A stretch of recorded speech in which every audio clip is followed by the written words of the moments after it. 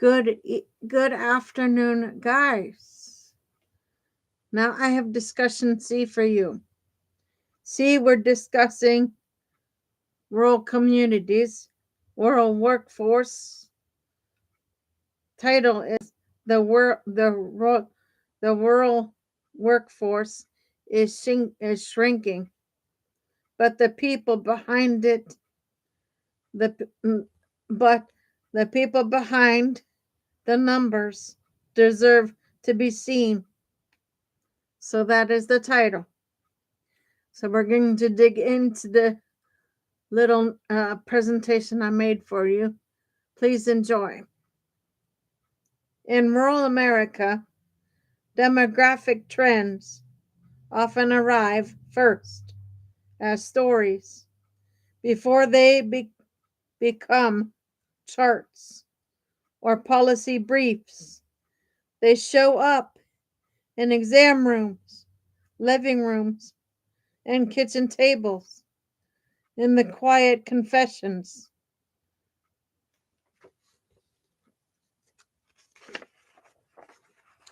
of people trying to hold their lives together in communities that feel stretched thin.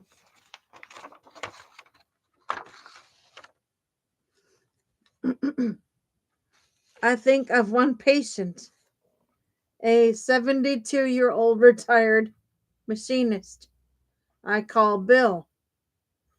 He came to see me not because he was sick, but because he was tired. His wife's dementia had progressed, and the home care aide who used to come 3 mornings a week had left for a job in Erie. They can't find anyone else, he told me. So I guess it's just me now. Bill is part of a growing rural reality. Older adults caring for even older adults in places where the midlife workforce has quietly evaporated. The disappearing middle.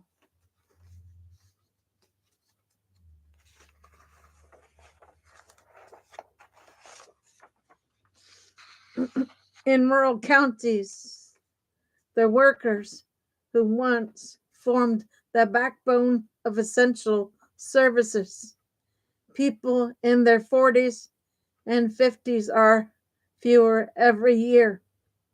Some moved away for opportunity, some retired early, some burned out, many simply were never replaced.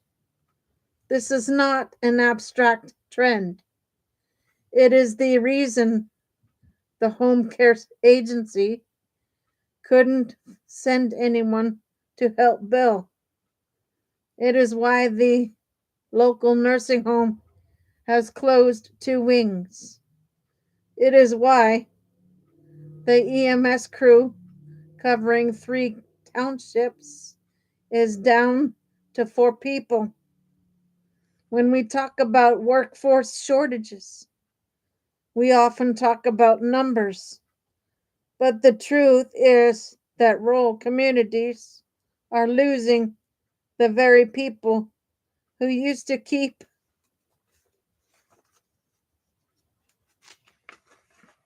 everything running, the ones who knew every back road, every family, every unwritten rule of how to make a small town work.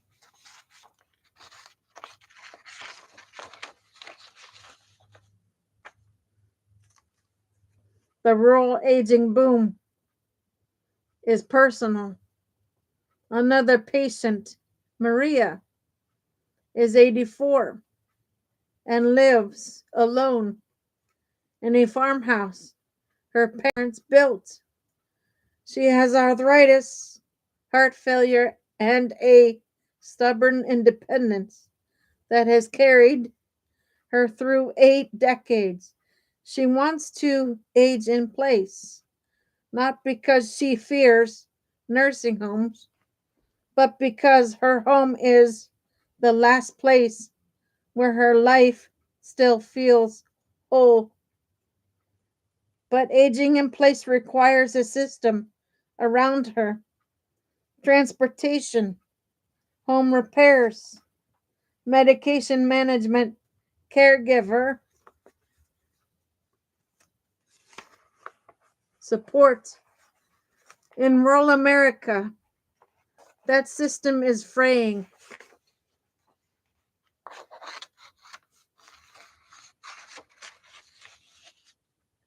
States are expanding rural aging programs, PACE, sites, home and community based services, caregiver supports, because they see what clinicians see every day. Older adults are becoming the center of rural life. They are the largest demographic group, the most stable residents, and the people most deeply rooted in place. But the programs alone cannot solve the deeper issue: the shrinking midlife workforce that once supported them. Older adults are already filling the gaps.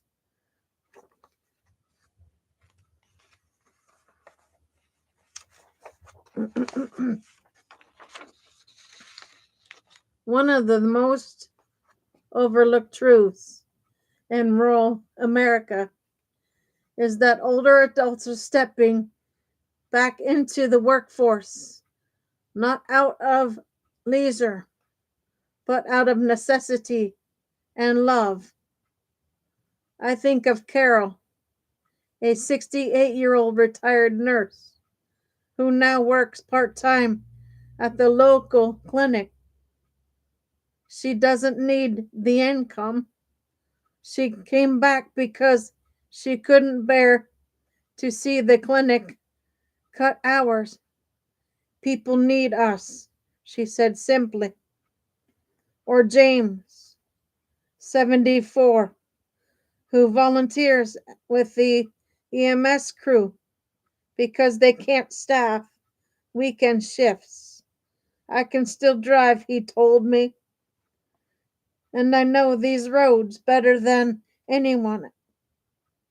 These are not exceptions, they are the new rural workforce.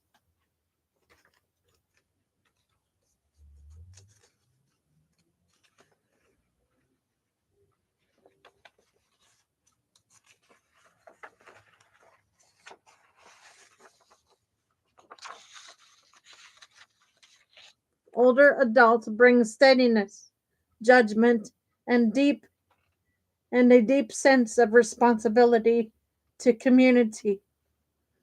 But they also bring bodies that that tire more easily, joints that ache, and chronic conditions that require accommodations. If we want them to help sustain rural services, we must redesign work itself: flexible schedules, ergonomic roles, digital literacy support, and lifelong learning paths that honor how older adults learn. The policy shift must start with people. The demographic transformation reshaping rural America is not just about aging, it's about the relationships, obligations, and vulnerabilities that aging exposes.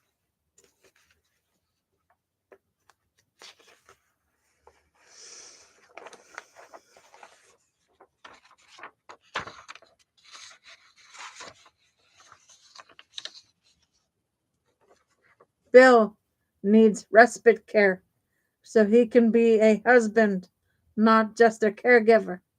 Maria needs transportation so she can keep living in the home that holds her memories. Carol needs a workplace that values her experience without exhausting her. James needs training that keeps him safe while he keeps his neighbors safe. Policy must begin with these stories, not because they are sentimental, but because they reveal what rural communities actually need. That means modernizing rural workforce systems to include older adults as essential contributors.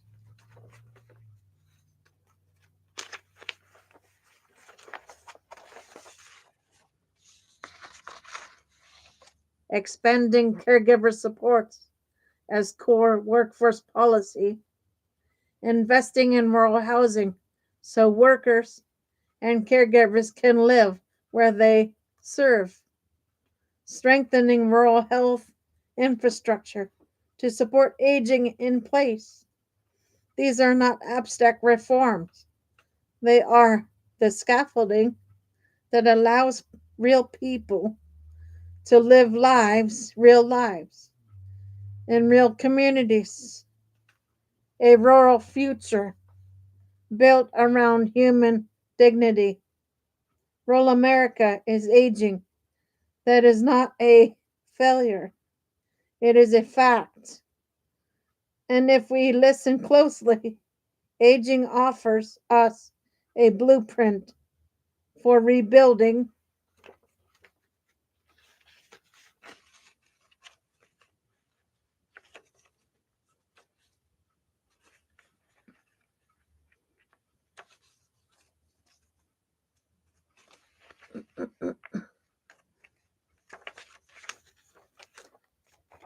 rural life around dignity, independence, and community strength. The question is not whether rural communities can survive this demographic shift. The question is whether we will build systems that honor the people living through it, the Bills, the Marias, and the Carols, the Jameses, whose stories remind us that workforce policy is its core human policy. If we start if if we start there, rural America will not just endure. It will evolve into a place where aging is supported, contra- contribution is valued, and community is something we build together.